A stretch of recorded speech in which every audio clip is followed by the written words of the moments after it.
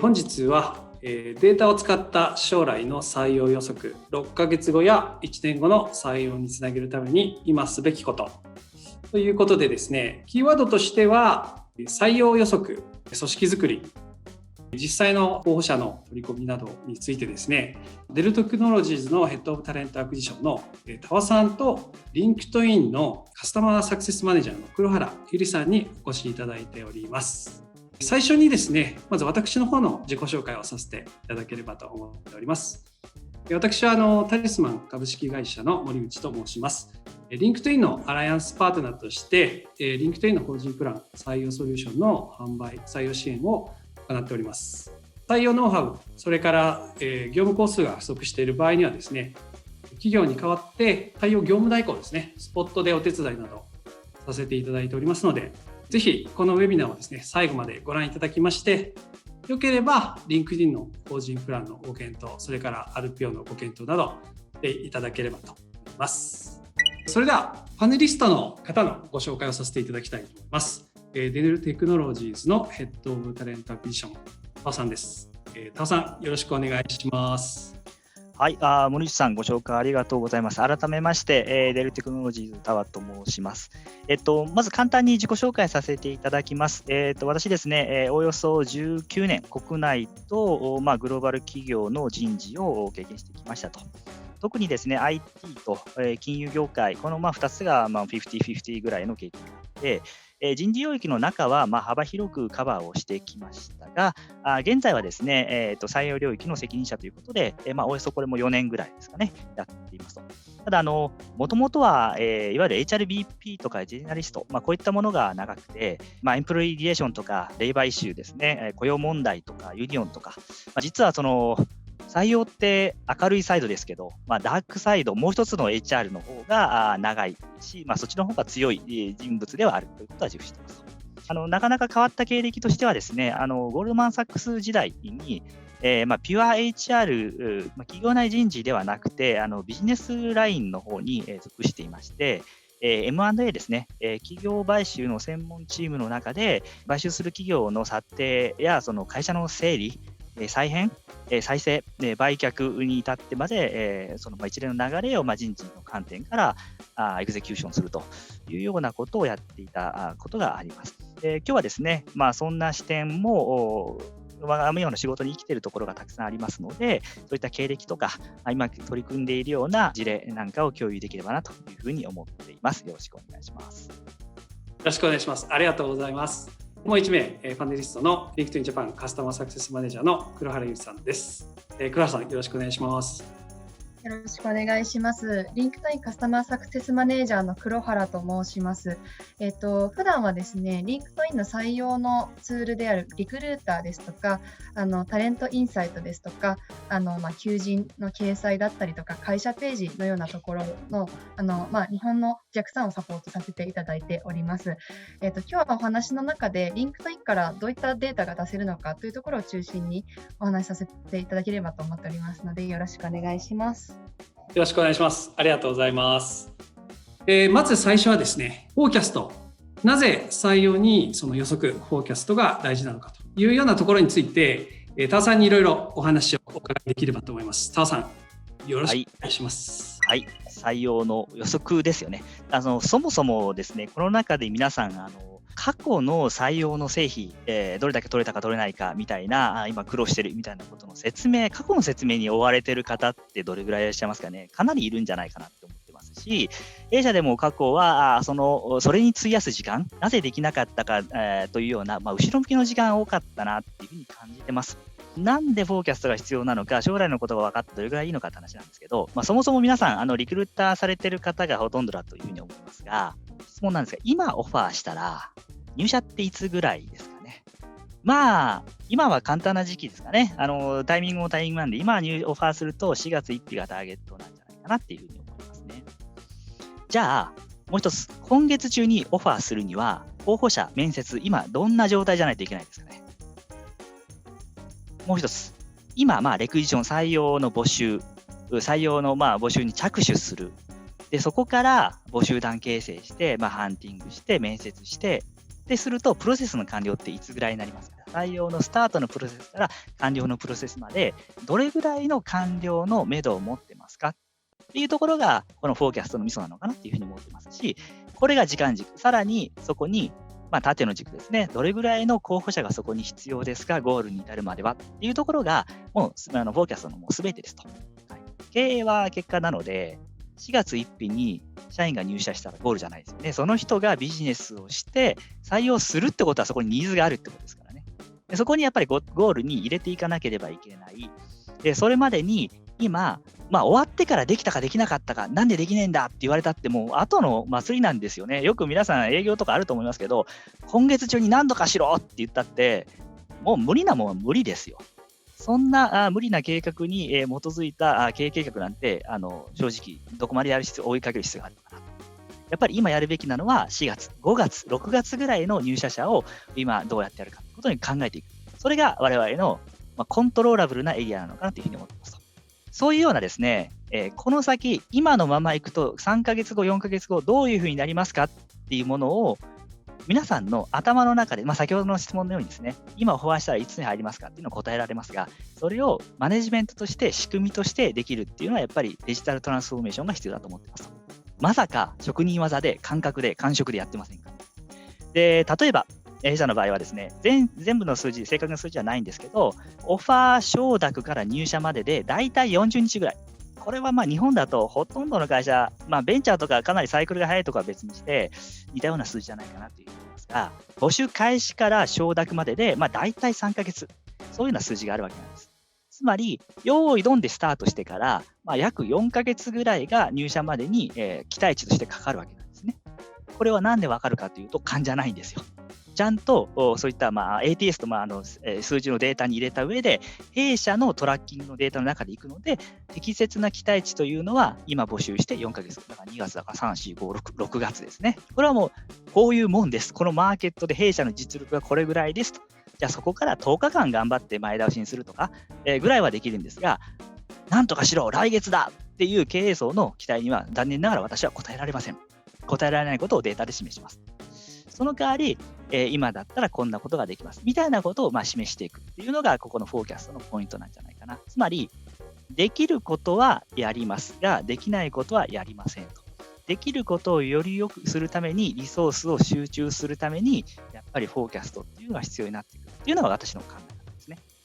ちなみにそれを職人技の肌感覚で Excel で大変な作業をしてやらないために必ず数字はデジタルに持っておく必要がありますし、弊社の場合は例えばそれをワークデーで行っていますが、いくつかのそういったATS みたいなものも導入も必要かもしれないですよね。で、もう一つがですね、先ほど申し上げたように、皆さんよくある今やれ、すぐやれ、早くやれって言われることに関しては、そんな無駄なんですよ。今からやって3月1日入社の人をやるだけ無駄じゃないですか。でも結構そういう無駄なものにリソース使われてませんか。それを無駄なリソースを使わないために今言ったようにデータを整える、過去のトラックを見せる、最も確率の高いというかまともに言ったときには今やってできることは6月であり7月でありますよと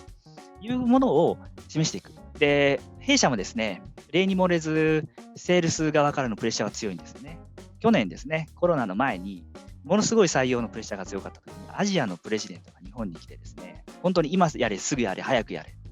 来月100人入れろみたいなこと言うわけなんですよ。でもやっぱり経営陣って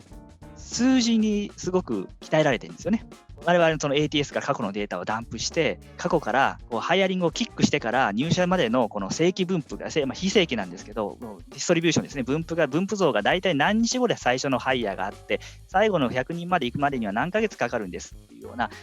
分布図を出して、光るにこれを少し前倒しするのは私のエフォートでできるけど、あなたの期待値来月に 100人取るっていうのは私もできないし誰もできないし、それは間違った期待値ですということは数字で示すことができます。そうするとやったってできないものをベースに営業計画を立てるのは破綻することが目に見えている、ケースはバカじゃないですから。という意味でフォーキャストをすることは我々が適切に自分たちの努力を反映させていくために必要なことなんじゃないかなというふうに思っています。もっといくとですね、その中で、今は時間軸の話ですね。もう一つは、じゃあ、一人の採用を取るにあたって、何人面接しなきゃいけないの？何人に声かけなきゃいけないの？何人インタビューに行くの？みたいなところの数に関しては、いろんなやり方があると思いますけれども、せっかく今日はですね、リンクトインの黒原さんに来ていただいているので、どういうその参考になる数字を取れるかって、ちょっと黒原さんから紹介してもらったらいいかなというふうに思ってます。ありがとうございます。データに基づいて、行動していくっていうところすごく重要だなと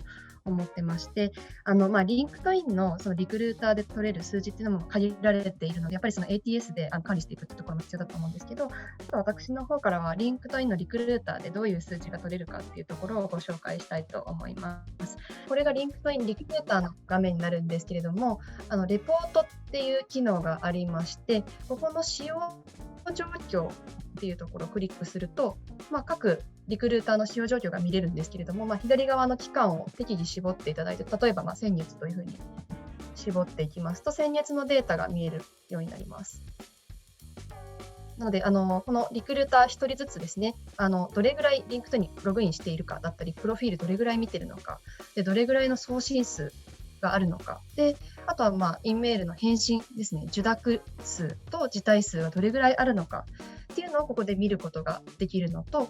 あとはですね、こちらのデータをすべて Excel シートにエクスポートすることができるので、この右上のですね、エクスポートというボタンを押していただくと、今見ていただいているデータをすべてエクスポートして、Excel でですね、分析をしていただくことができます。で、あともう一つですね、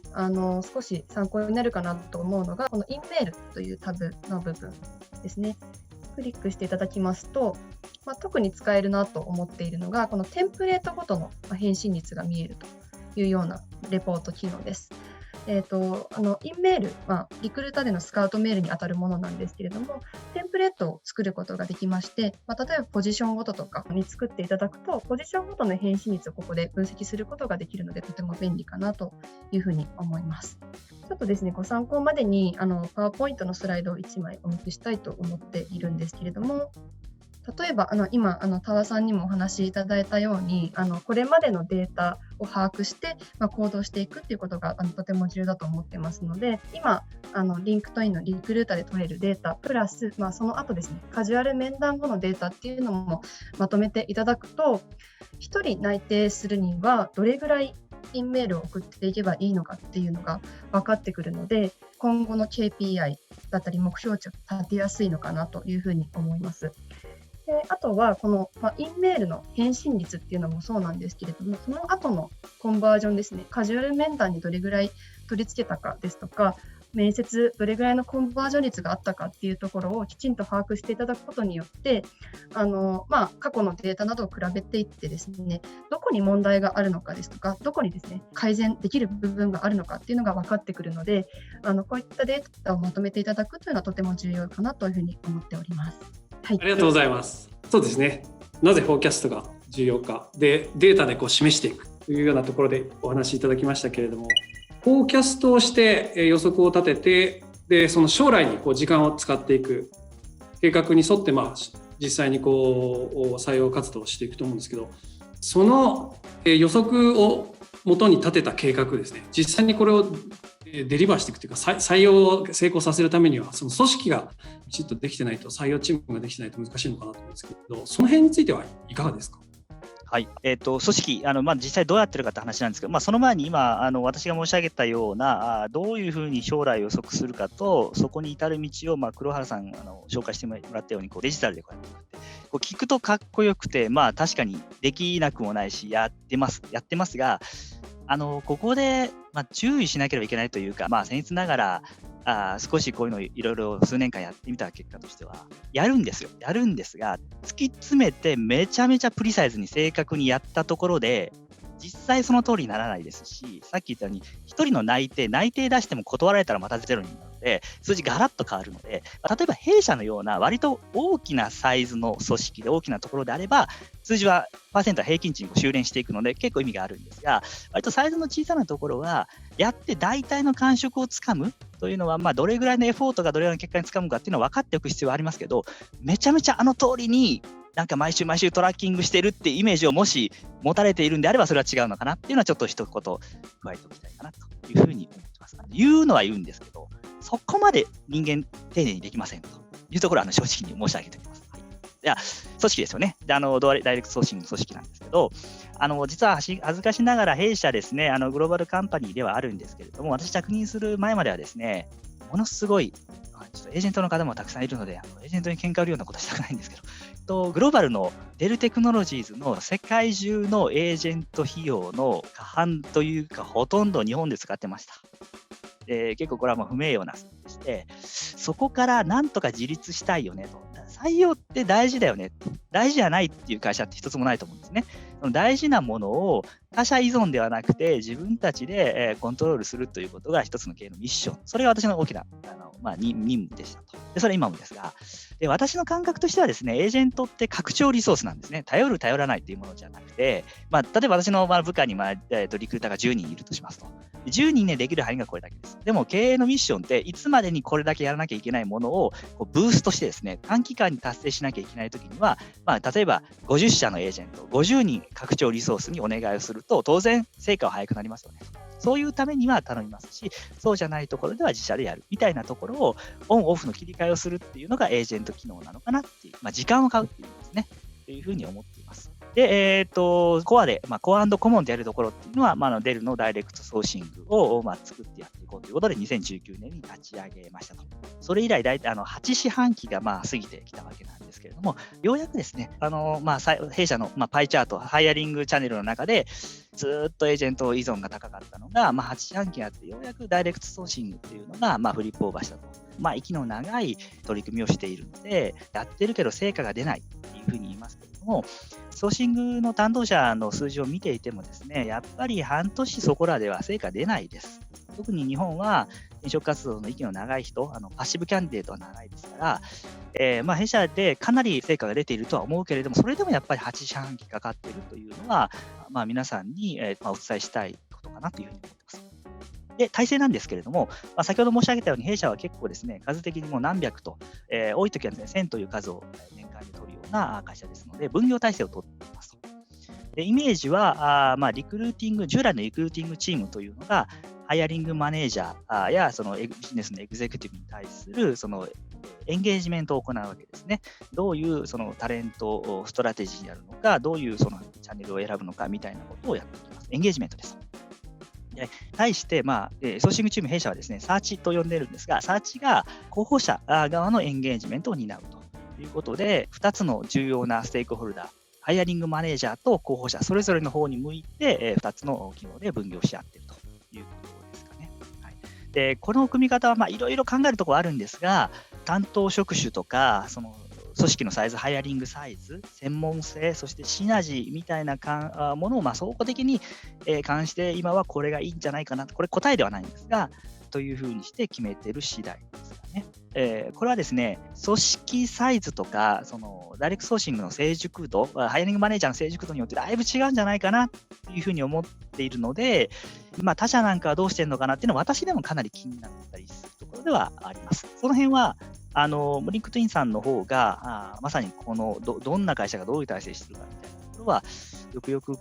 詳しいんじゃないかなっていうふうに思うので、ぜひ今日の場所ですね、私も聞いてみたいところなので、ぜひ黒原さんよろしくお願いします。はい、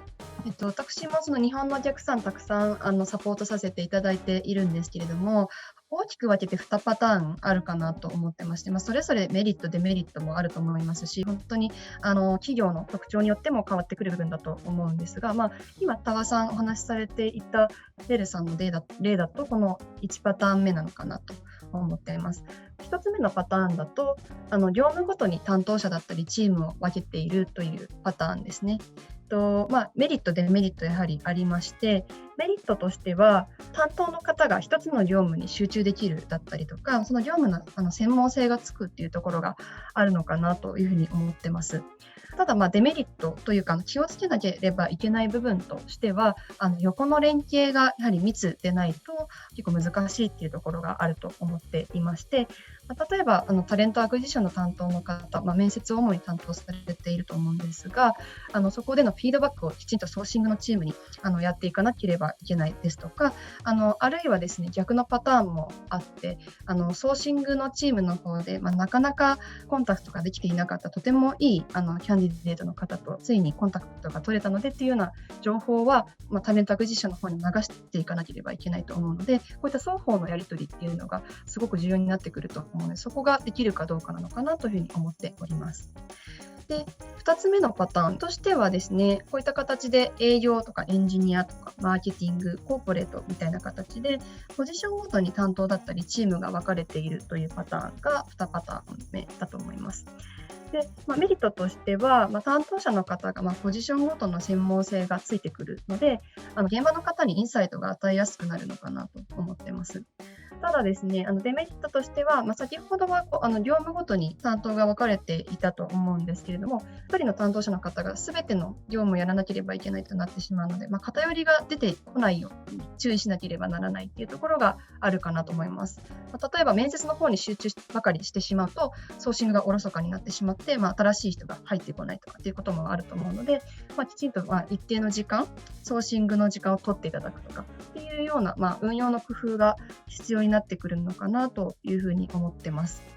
で、大きく分けてこの2パターンあると思うんですけれども、やはりそのダイレクトソーシングの組織を作っていく上で、現場の方にダイレクトソーシングによって、いい人に出会えたとか、いい人が採用できたっていう、イメージを持っていただくことによって協力体制も多分強化されていくと思うので、そのためにはハイリングマネージャーの方との関わりだったり、役に立つインサイトをどれだけ与えられるかっていうところが重要になってくると思うので、いかに現場の方とコミュニケーションがしやすいかどうかっていうところで決めていただくのがいいのではないかなと思ってます。最近よく見られるのはダイレクトソーシングに特化しているような組織の企業さんですと、ポジションごとではなくてダイレクトソーシングのその媒体ごとに担当の方を置いているパターンもありまして、例えばリンクトインが担当1名、ビズリーチ1名みたいな形で置いているパターンもよく見受けられますね。で、そうすると現場の方に媒体ごとの特性って結構あるので、それごとのインサイトを与えやすいっていうところがあるかと思いますので、それも一つ手かなというふうに思っています。実は弊社、今黒原さんがおっしゃった内容、3つ全部ミックスって感じですかね。職種とチームとフェーズと、あとは媒体っていうのは、媒体ごとにやっぱり候補者が偏りがあるかなっていうふうに思っていますと。そうですね。で、あとは例えばかなりシニアなポジションが多いビジネスユニットと、ジュニアなポジションが多いユニットと、媒体と担当とっていうクロスの感じでやってる、そんな実態ですね。はい、そうですね。組織が大きくなれば大きくなるほど、多分組み合わせてやっていらっしゃるところが多いのかなと思います。ありがとうございます。で、そうしましたらまた次のトピックに移りたいと思うんですけれども、フォーキャストとそれから組織づくり、この辺のお話、共有していただきましたけれども、実際その採用の活動の場面でですね、どんなふうにやってるのかみたいなところの、ちょっと例みたいなものもお話しいただければななんて思うんですが。はい、多分弊社の事例とか黒原さんの業界の事例みたいなのは聞いてて分かるけど、ちょっとうちはなかなかそのレベルには難しいねっていうのは多いんじゃないかなと思いますし、事実私もそういうの分かる部分もあります。ちょっと私の経験からすると、例えばこういう切り口とかをダイレクトソーシングの重要性とか進めるにあたっていいんじゃないかなと思うのが、例えばタレントマッピングっていうものがあるんですけど、こういうのってされてる会社ありますかね。というのも、タレントマッピングっていうのが採用部門の領域じゃない会社も多いのかなというふうには思いますけれども、それからくですね、ほとんどの経営者が、森下さんも経営者ですけど、経営者の後継者の育成、後継者誰にするかってものすごい頭の痛い悩みですよね。日本の有名な経営者も、その人が辞めたら会社がもう回らなくなったとか今ありますし、どうやってやっていくかって本当頭痛いんですよ。で、それに関わらず重要な役員のポジション、営業の中でこれを落とせないっていうポジション、それに関わらずプロダクトの大変革を、マーケティングの大変革を行うようなポジション、ゲームチェンジャーみたいな人材、これの獲得って課題じゃない会社って一つもないと思います。皆さんの、頭の上がらないと頭の痛いその経営層の人たちってこれ常に考えてるんですよね。そういう人材を獲得していく、会社を変革させていくような、勝ちに進めるような人材を獲得していくためには、やっぱり私はエージェントは難しいと思います。特にコンティンジェントエージェンシーは皆さんご存知の通り、オーナーシップのピリオドがあって、彼らにインセンティブがあって、もう3ヶ月、6ヶ月で決めてくれるかどうかの人材の中で決めろっていう話なんですよね。でも、今の話って、要はもう、この人取るか取らないかっていうのを複数年にわたってやっていくような話って、なかなかそのワークスコープの中にはまってきません。で、一つは、それだけの、時間軸の問題だけじゃなくて、そんだけ会社の将来を左右するようなものを三人称のものに委ねるんですかっていうところもあるわけなんですね。やっぱりそこは一人称で自分たちでやるべきじゃないかなっていうふうに私は思いますと。そういう意味では、弊社の場合はね、競合20社の、例えばこういうポジションの、コンペティターの、例えばなんとか営業なんとか部長はどんな人がいるみたいなことを、マッピングしていったりするわけなんですけど、そういうようなところをダイレクトソーシング、自社のリソースで息長く半年で成果を求めずにやっていくっていうところが、一つ、突破口になるのかなっていうふうに思いますし、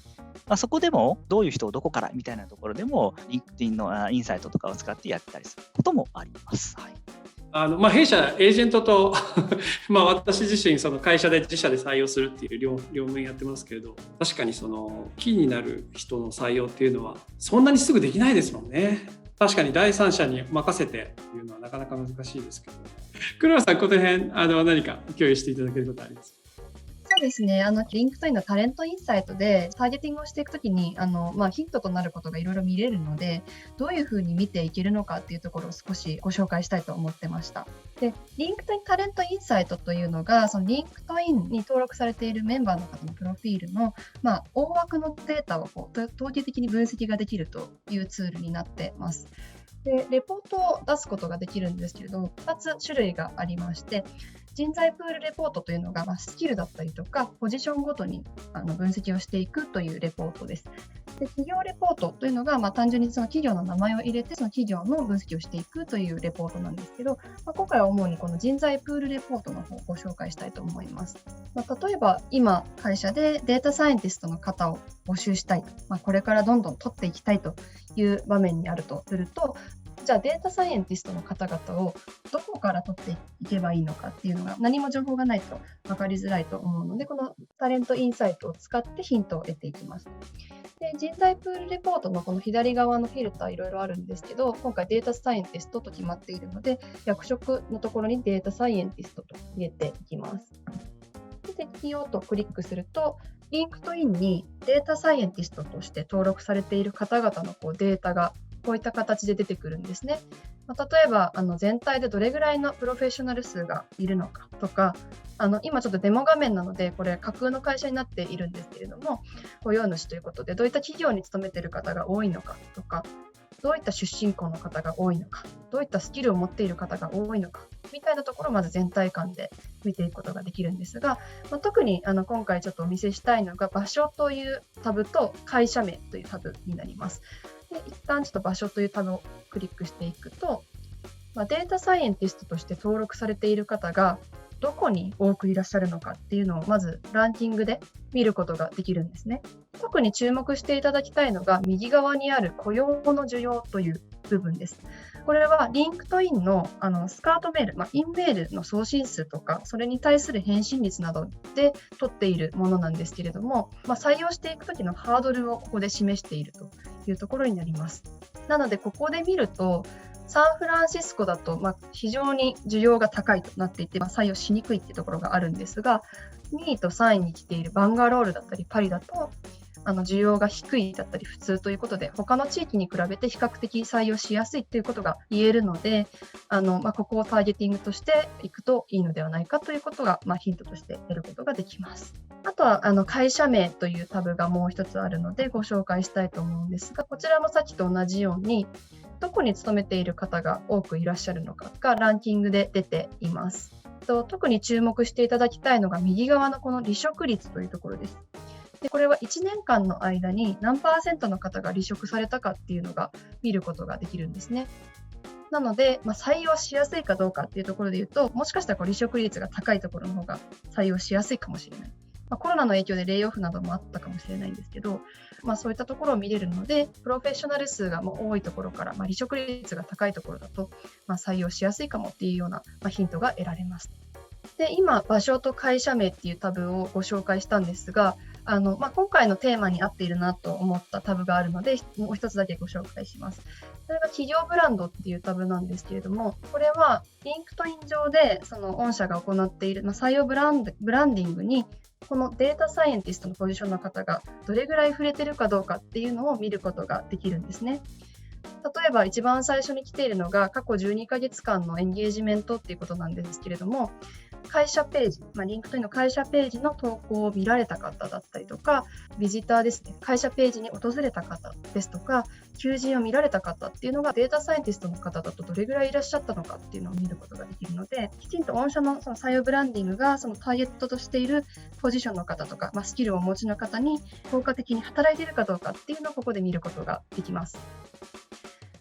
半年後、1年後っていうところを見ると、やはりその採用ブランディングをやっているか否かっていうところで、採用数っていうところにもかなり直結してきますので、こういったデータを見ながら、じゃあどこを改善していくべきかとかっていうところが分かってくると思いますので、すごく便利かなと思います。リンクトインタレントインサイトで見れるデータとしてはこんなところかなと思うんですけど。私の経験でいくと、大体ですね、ボードメンバーの経営会議とかにですね、会社名とかどこから来てどこに行ってるみたいなのをたまに出すとですね、経営陣は結構前のめりに見ます。はい、それがですね、人材プールレポートっていうのを今見てたんですけど、企業レポートっていうもう一つのレポートの方で見れるんで、ちょっとお見せすると、企業レポートは単純に会社を選んで分析するんで、自社の分析の場合自社を選びます。でちょっと今架空の会社になっているんですが、この中の人材の流れっていうところをクリックしていただくと、今多和さんがおっしゃっていた、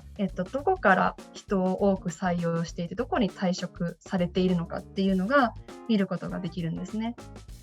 なので、採用って意味だと、ここから多く採用しているよっていうのはこういった形でランディングで見れるので、もしかしたらこういう会社から取りやすいのかもしれないっていうことが言えるんですが、逆に退職者の多いところを見ていくと、こういう方々にじゃあどういうふうにエンゲージしていけばいいのかっていうところが課題になってくるかなと思うので、ちょっと採用とはずれる部分かもしれないんですけど、見れるようになってます。黒田さん、ありがとうございました。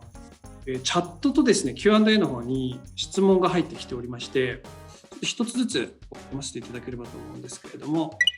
検索媒体によって候補者の職種タイプが異なると思いますが、リンクトイン上での総務系の候補者プールはどうでしょうか？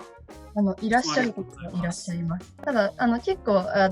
リンクトインのダイレクトソーシングで多く成功されている事例としてはエンジニアを募集している企業が結構多いかなっていう印象なんですけど、秘書の方だったり総務系、バックオフィスっていうところもいらっしゃいますので、アプローチはできます。ありがとうございます。私の印象ですけど、別にリンクトインの登録は英語はなくてもいいんですけど、リンクトインに登録するときは英語じゃなきゃいけないプレッシャーがあるみたいでして、要は英語が必要なポジションがリンクトインみたいな結びつきがイメージ的には多いかなと思ってます。なるほどです。まだまだそういう印象が多分強いかなと思うんですけど、最近は日本語でも一応登録ができるようになってるんですけどね。はい。両言語で登録ができるようになってますよね、確かに。なってます。はい。日本語だけでも OK なんですけど、なかなかちょっとイメージ的にそういうイメージがあるみたいなので。なるほどですね。はい。はい、ありがとうございます。はい、次の質問ですね。適正なタレントアクジションのチームの規模感はどう測るべきでしょうか？例、年間採用数20から30ヘッドカウントの場合、いかがでしょうかということで、はい、田尾さんいかがでしょうか？いろんな途中経過をすっ飛ばして言うんであれば、1人か2人ですかね。20から30ヘッドカウントの場合。1人か2人。はい、ただし、他社と比べても仕方ないかなというふうに思ってますと。例えば30ヘッドカウントで年俸が1000、簡単に計算するためには1000万だとすると3億円ぐらいで、全部エージェントに投げたら、30% ですが1億円ぐらいかかるわけですかね。で、過去そういうことをしていて、それがアズイズなのであれば、例えば、それをどういうふうに効率化最適化していくために何人の担当者でどうやってどのツールでっていうことをブレイクダウンしていくので、採用ブランドがあって誰でも来たい会社で広告出すだけでバーッと集まる会社と、名前もなくて自分でハントしていかなきゃいけない、でも何人やってもなかなか来ない会社では同じには言えないので、なのでそういう意味で言うと私の答えは間違ってるかもしれませんけど、私の直感的なところでいくと2人かなっていう感じです。はい。なるほどですね。考え方としてはそうですね。そういう考え方があるということですね。はい、ありがとうございます。古原さん、なんかこれについて。そうですね、本当におっしゃっていただいたように、採用ブランディングとか、会社の規模感とかでも全然違ってくる部分ではあるんですが、多和さんがおっしゃっていただいた通りだと思います。難易度とか、職種の数、とか種類とかにもよってくる、はい、あるかもしれないですね。はい、ありがとうございます。次の質問ですね。LinkedIn は日本の人口の 2% 程度なので、LinkedIn にターゲット人材がいないからといって実際にないとは結論付けられないと思いますが、限られたデータを見せる意味はあるのかなっていうところですね。これは例えば経営層とかそういったところにということですかね。これは私はイエス&ノーでして、危険もあって前職なんですけど、日本のデータが少なすぎる、例えばですね、私の経歴見ていただければ前職であると思うんですが、世界中にクラウドエンジニアが必要だと、もうこれはもうだいぶ前の話ですけど、じゃあインベストしようと。じゃあクラウド、例えば量子コンピューターの扱える人がどこにいるのかみたいなことをやった上で、いるところから取ってこなきゃいけないよねと。いるプールから取らないと、魚のいないところに釣り竿を垂らしても来ないですよねと。正直な話言うと、別に私、LinkedIn の片棒をかつってるわけじゃないんですけど、グローバルのデータベースの、タレントデータベースはもう LinkedIn なんですよ。